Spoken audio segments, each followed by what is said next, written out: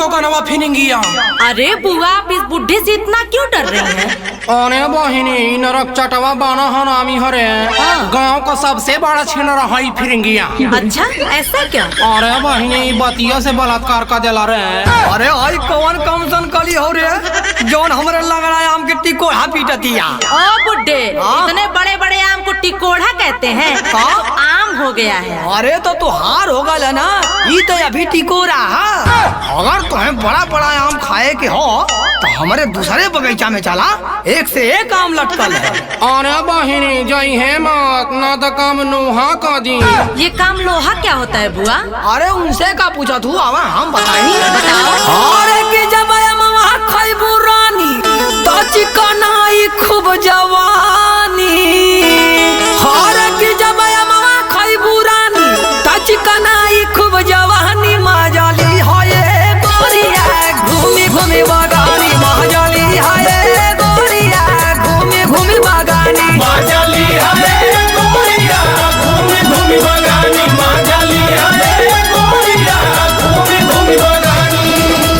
कि तोहर संगे हम ना जाई, लगाया मन तोहर खाई बनासी देबा ये बूढ़ाऊ चढ़ल मोर जवान। नाच देबा ये बूढ़ाऊ चढ़ल मोर जवान। नाच देबा ये बूढ़ाऊ चढ़ली जवानी। नाच देबा ये बूढ़ाऊ चढ़ली जवानी।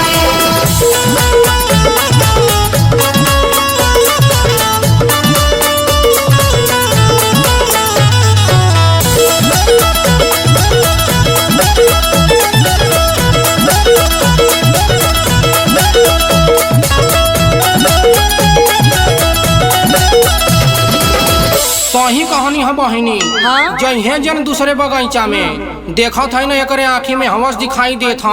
नहीं बुआ, ऐसा तो कुछ नहीं दिखाई दे रहा। अरे क्यों आप इस कोमल सी कली को डरा रही हैं भाई? दिखाने दीजिए हमें इन्हें दूसरा वाला बगीचा। अरे तो हम ना जाना था कि हाई कली के तू बगीचा में ले जाके फूल बना देबा। बाय द वे, ये आपका बगीचा है? नहीं तो अरे बाप का है। क्या मतलब ये सब आपके बाप के नाम पे कर देंगे। आप एक बार बगीचे में तो चलिए। सच्ची? अरे मुच्ची हो तो अरे बुआ का कसम। अरे हाँ तो कलवा मोर का कसम खात हवे रे। बरखाऊ का कहीं का तोरे निये का कोनो विश्वास ना है का? अरे मैडम चला, क्या? ऐसा कोनो बात ना। हमन के साथ रह जाला। ओके। ए चल रानी तो हके बगीचा में घुमा दी। बगीचा में घुमा दी। बगीचा में घुमा दी। छोटका बड़का लमका लगाया मामा चिखा दी। मामा चिखा दी। मामा चिखा दी। नारे बहिनी जाइए जानी होई बड़ा छिनरा। घूमी घूम के लाई की पटावे लाई बनरा। अरे जब लगे आइबू गोरी पाइबू मजा थोड़ी थोड़ी। अरे कि जब लगे आइबू गोरी पाइबू मजा थोड़ी थोड़ी। मिल के संगे संगे गोरिया काटल जाई चानी। मिल के संगे संगे गोरिया काटल जाई चानी। मिल के संगे संगे दोनों जाने कटिया खूब चानी। मिल के संगे संगे दोनों जाने कटिया खूब चानी।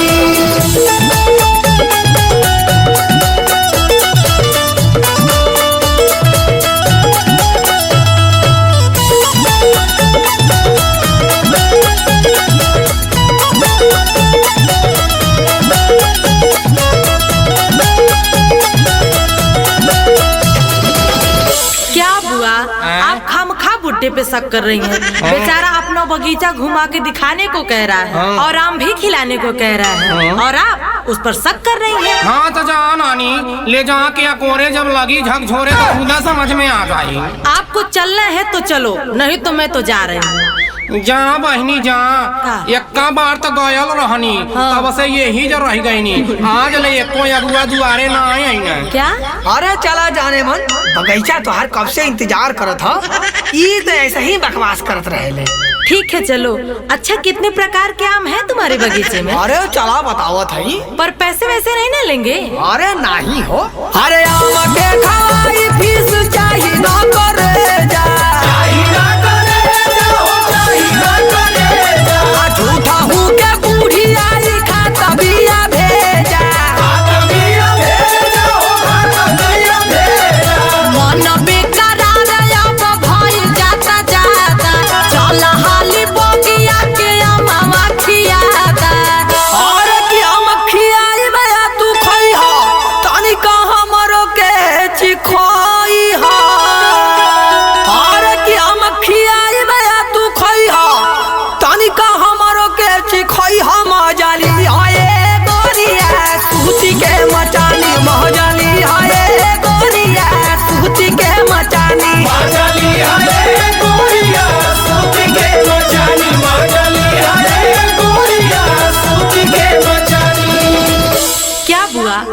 भी दिमाग में हमेशा शंका बना रहता है इस बुढ़े को लेकर। हाँ तो जान आनी, जब तुम्हारे लंका में डंका बजाई तो खुद समझ में आई।